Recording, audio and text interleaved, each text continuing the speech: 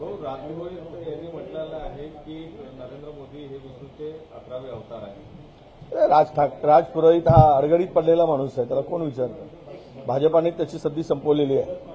आता त्याला ज्या डोक्यात जर हे आलं असेल तर पुन्हा मेन स्ट्रीममध्ये येण्यासाठी त्याचा काही प्रयत्न सुरू असेल. आता राहिला तर काय म्हणतात 11वा अवतार न 12वा अवतार, बांधा मंदिरं, पुन्हा एक अध्याय लिहिणं सुरू करा. आत्तापासून मंदिर उभारणी सुरू करा 11व्या महापुरुषाची, म्हणजे देवाची, विष्णूच्या अवताराची. जागा स्थळ फायनल करा. काय हे सगळे बालिशपणा आणि जो काही चाललाय खेळखंडोबा, अरे राजकारणाने राजकारण केलं पाहिजे. इथे राजकारणात धर्म आणायचा, राजकारणात जात आणायची, राजकारणात हे सगळा देशाचा वाटोळं करायला ही मंडळी निघाली आहे, हा त्याचा अर्थ होतो. आणि कुणाची तुलना आता कलियुगामध्ये, या कलियुगामध्ये असे पायच नाही उरले ज्याचे पाय धरावे किंवा पाय पडावेत. एवढा नतभ्रष्टपणा या देशामध्ये आणि सगळीकडे देशाच्या राजकारणात सुरू आहे. त्यामुळे कोणी कोणाला देव म्हणू देत, कोणी कोणाला दानव म्हणू देत, कोणी कोणाला राक्षस म्हणू देत. ज्याच्या त्यांच्या लेखी त्याला ठरवू देत. जनता ठरवते आहे कोण देव आहे, कोण दानव आहे, कोण राक्षस आहे, कोण मानव आहे, हे जनता ठरवेल. परंतु अशी काही मंडळी आहेत की ज्यांना तारीफ करून स्वतःचे पुन्हा राजकीय स्थिरतेसाठी किंवा राजकीय पद मिळवण्यासाठी अशा प्रकारचे वक्तव्य करत असतात. त्याला फार काही महत्व देण्याची गरज वाटत नाही. एकनाथ खडसेंचे जावई रेव पार्टीमध्ये सापडले आहेत पुण्यामध्ये. त्यासोबत 3 पोलीस कर्मचारी सोबत होते त्या रेव पार्टीमध्ये, अशा प्रकारची माहिती आहे ती समोर येतात. नाही, मला मी अजून पाहिलं नाही, मी ऐकलं नाही आणि मी वाचलंही नाही. त्यामुळे त्यावर अधिक बोलणं ते उचित होणार नाही. राज पुरोहित ने फिर एक बार 11वें अवतार बताया है नरेंद्र मोदी जी को विष्णु का. वो राज पुरोहित, अभी कौन पूछ रहा है राज पुरोहित को? कहाँ है राज पुरोहित? भाजपा ने उसको खत्म कर दिया है, साइड ट्रैक कर दिया है, मेन स्ट्रीम से वो बाहर है. अभी ऐसी बातें करके वो अगर उसको लगता है कि मोदी जी की तारीफ करने से कुछ पद हासिल होगा, इसीलिए ऐसे चापलूसी धंधे वो करते रहते हैं. सही तो जनता ये करेगी, कौन मानव है, कौन दानव है, कौन भगवान है, कौन विष्णु है, अभी तो सब पता चल रहा है पूरा. और ऐसे किसी राजनीति को ऐसे भगवान के बराबर लाना, तो इसके लिए तो फिर मंदिर की तैयारी करनी पड़ेगी, नए मंदिर की, नई जगह देखना पड़ेगा, नया अध्याय लिखना पड़ेगा, और उसके लाइन में बिठाने के लिए इसको किसी को नियुक्त करना पड़ेगा. तो हम बात करेंगे किसको नियुक्त किया है. और ऐसे बकवास बातें करके मेन बातों को, विकास के बातों को दूसरी तरफ फेरने का काम या लोगों का माइंड डाइवर्ट करने का काम, इस तरह की भाषा करके, शब्दों का इस्तेमाल करके कुछ लोग यही धंधा करते हैं. उनको राजनीति में चापलूसी किए बगैर दूसरा कुछ आता ही नहीं, ऐसा मैं मानता हूँ. नितिन गडकरी ने कल ये कहा है कि सरकार निकम्मी है, कारपोरेशन हो गया या एनआईटी हो गया, ये चलते विकास के कार्यों को पंचर करने का काम करती है. सरकार में ऐसे, अब देखो, कोई सरकार को भिखारी कहता है, कोई सरकार को कंगाल करता है, कोई सरकार को निकम्मी कहते हैं. ये कौन कहने वाले हैं? सरकार में बैठे लोग ही कह रहे हैं. हम कहे तो हमारे ऊपर आरोप होता है कि सरकार की बदनामी करते हैं. अब सरकार की ओरिजिनलिटी क्या है, सत्यता क्या है, वास्तविकता क्या है, इस देश में, इस राज्य के अंदर में क्या चल रहा है, किस दर पर खड़ा है राज्य, इसका अंदाजा अभी सबको आ रहा है. इसीलिए सच्चाई उगल रही है.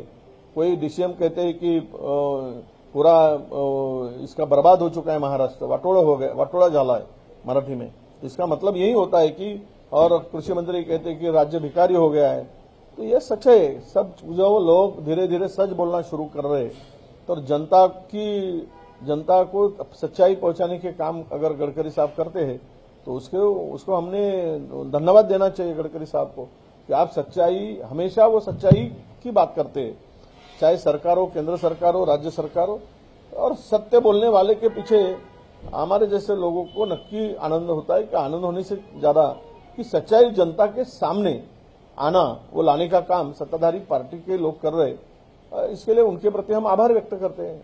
14,000 पुरुषांनी लाडक्या बहीण योजनेचा फायदा घेतल्याची माहिती समोर येते.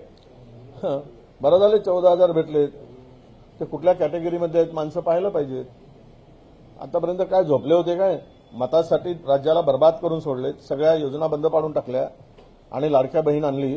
केवळ माहित होतं त्यावेळेस ही लाडकी बहीण मतं मिळवण्यासाठीच आणलेली योजना होती. आता देताना दमछाक होते आहे, घाम निघते आहे, अनेक खात्यांचे पैसे वळवावे लागत आहेत. आता हे पुन्हा 14,000 मिळालेत, पुन्हा शोधले तर अधिक मिळतील. कारवाई काय करायची ते करू देत, पण ही योजना आणताना त्यामध्ये पारदर्शकता आणायला पाहिजेत. निवडणुकीच्या तोंडावर मतं मिळवण्यासाठी ही जी काही बेईमानी आणि लाचारी पत्करून सरकारने केली, कारण लोकसभेमध्ये यांना जनतेने यांची जागा दाखवली होती, यांचा हारच यांचा पराजयच झाला होता आणि त्यामुळं त्यातून वाचवण्यासाठी त्याचा फायदा घेण्यासाठी हे लाडकी बहीण आणून काही सकारात्मक गोष्टी करण्याचा प्रयत्न केला, त्याचा त्यांना फायदा झाला. आता फायदा झाल्यानंतर असे बोगस कामं जे झालेत, हे खरं म्हणजे ही योजना आणणाऱ्यावरच गुन्हा दाखल करायला पाहिजे. त्यामध्ये पारदर्शकता का नाही ठेवली होती, का घाईघाईने त्यांच्या खात्यात पैसे घातलेत, हे सगळं जे पाप केलंय सत्ता मिळवण्यासाठी, खुर्ची मिळवण्यासाठी, महाराष्ट्र लुटण्यासाठी, महाराष्ट्राला बर्बाद करण्यासाठी. कारण लोकसभेमध्ये हे कशा पद्धतीचे नतभ्रष्ट लोक आहेत हे लोकसभेच्या निकालामध्ये कळून चुकलं होतं. आताही तेच होत आहे की महाराष्ट्र बर्बाद करून लुटारूची टोळी महाराष्ट्राच्या बोकांडीवर बसली आहे आणि तो रोज लुटत आहेत. कृषी मंत्री कोकाटे यांनी काल शनिदेवाचे दर्शन घेतले. खरंच कृषी मंत्री कोकाटेचे समीकरण होणार काय म्हणतात? बरोबर आहे. शनिदेवाकडे जा, पाप करा, लोकांना म्हणजे शेतकऱ्यांची कामं करू नका, शेतकऱ्यांना भिकारी म्हणा, शेतकऱ्यांना उद्ध्वस्त करण्यासाठी काम करा आणि वरून मग अंगलट आलं तर मला वाटतं की शनिदेव हा सगळे दरवाजे उघडे आहेत त्या शनी शिंगणापूरला, कोणी दरवाजाला कुलूपही लावत नाही. पण हे मात्र सरकार नोटाची बॅगा ठेवणारं सरकार आहे आणि आज तरी असं वाटतं की शनिदेव त्यांना जी साडेसाती लागली आहे ती पुन्हा वाढवेल आणि कोकाटे जोपर्यंत मंत्रिपदापासून दूर जाणार नाही तोपर्यंत शनिदेव त्यांच्या मागे हात धुवून लागेल आणि लागावं अशी प्रार्थना मी शनिदेवाच्या चरणी करतो. असे नतभ्रष्ट पापी ज्यांना जनतेशी काही देणं घेणं नाही, अशी लोकांना शनिदेव तू त्यांना त्यांची जागा दाखव. तुझ्या अंगावर आम्ही काळे कपडे घालतो पण यांचं तोंड काळं करण्यापर्यंत तुझे हात पोचू देत अशी विनंती, अशी प्रार्थना शनिदेवाच्या चरणी आम्ही करतो. प्रियंका चतुर्वेदी यांनी पकड केलेली आहे. भारत आणि पाकिस्तान यांच्यात आशिया कपमध्ये मॅच होते, मग ऑपरेशन सिंधूरच्या वेळेस आम्हाला कशाला पाठवलं? हे ढोंगी सरकार केंद्र सरकार आहे. हे ढोंगी लोकांचं सरकार आहे.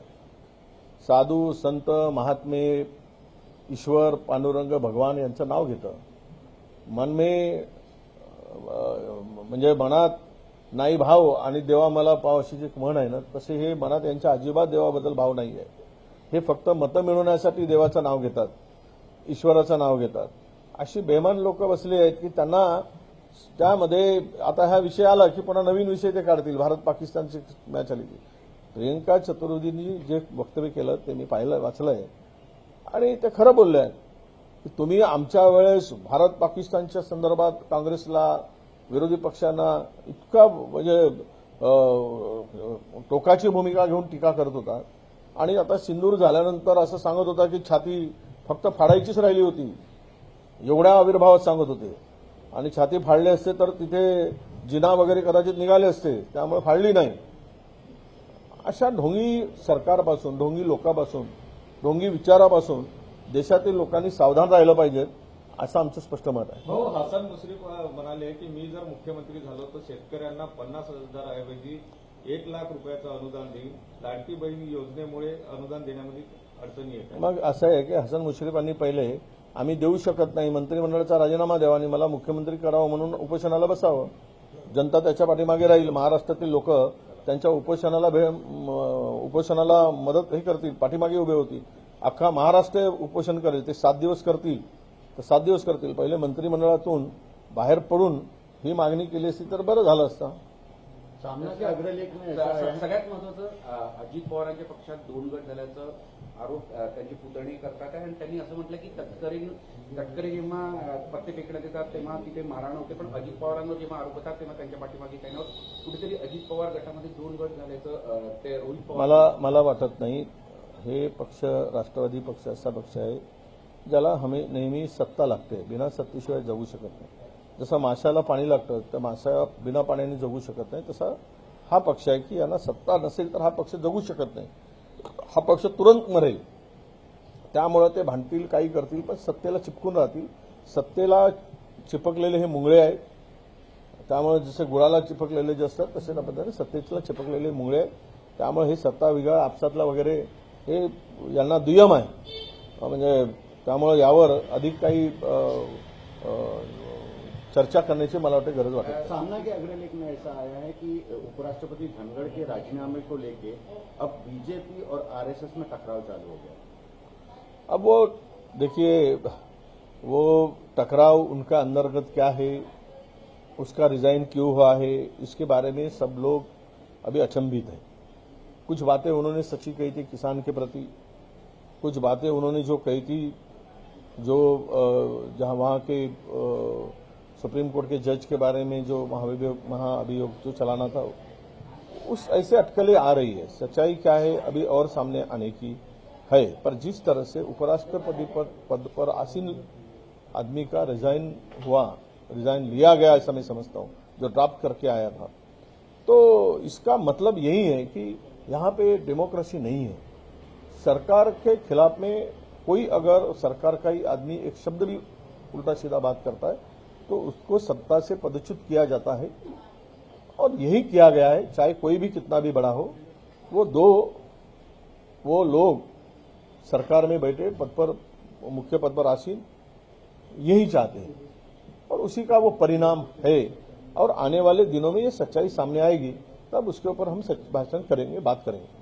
रोहित पवार यांनी असाही दावा केला आहे की पुढील काही दिवसामध्ये शिवसेनेचं जे चिन्ह आहे ते उद्धव ठाकरेंना आणि राष्ट्रवादीचं चिन्ह जे आहे ते शरद पवार पक्षाला मिळेल आणि एकनाथ शिंदे आणि अजित पवार यांचे जे पक्ष आहे ते भाजपात मिळेल। काय होईल काही सांगता येत नाही। भारतीय जनता पक्षाने जेवढे पक्ष सोबत घेतले त्या सगळ्या पक्षांचा रासच झाला। कुठे आहेत ते पक्ष? देशाचा इतिहास नजरेपुढे आणला की वापरा आणि फेका, अशीच भारतीय जनता पक्षाची आतापर्यंतची पद्धत राहिली आहे। त्यामुळे अजित पवार असू देत किंवा एकनाथजी शिंदे असू देत, यांचा वापर सत्तेसाठी, सत्ता मिळवण्यासाठी जोपर्यंत आहे तोपर्यंत करतील। ज्या दिवशी वाटेल की यांची गरज नाही त्या दिवशी हे मात्र कुंपणाच्या बाहेर असतील आणि यांची स्थिती अत्यंत वाईट असेल। हे काही सांगण्याची भविष्यकर्त्याची किंवा भविष्यवक्त्यांची गरज नाही आहे, हे सगळ्यांना माहीत आहे, सगळे ओळखून आहे। आणि त्यामुळं तुम्ही सत्तेच्या ताटाखालची मांजरं होऊन मग तुम्हाला जगावं लागेल। सत्तेच्या ताटाच्या वरची वाघ होऊन तुम्हाला जगता येणार नाही, हे भारतीय जनता पक्षाने त्यांना सूचना केल्या असाव्यात। आणि त्यातून असे काही प्रकार उद्या होतील तर होतील।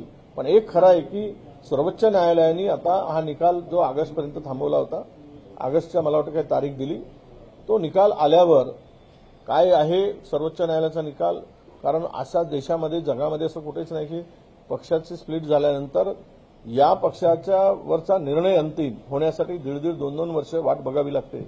हे खरं म्हणजे न्यायव्यवस्थेचं दुर्दैवच आहे असं मी मानतो, आणि न्यायाची अपेक्षा बाळगण्याला दुर्दैवाला सामोरं जावं लागतं असं मी मानतो। पण ठीक आहे, निकाल येऊ द्या, काय म्हणते माननीय न्यायालय काय म्हणतंय त्यावर मग अधिक बोलता येईल। पण हे त्यांचा हक्क जे काही आहे दोन्ही पक्षाचा, जे काही पक्ष फुटले, तर त्यावर मात्र लोकांची मतं हीच आहेत की ते चिन्ह आणि पक्ष पुन्हा मूळ पक्षाकडे जातील, असाच अंदाज आज बांधला जातोय। याला आधार आज काही सांगता येत नाही। सर्वोच्च न्यायालयाच्या मनात काय आहे हे आज काही स्पष्ट बोलता येत नाही। एशिया कप को लेकर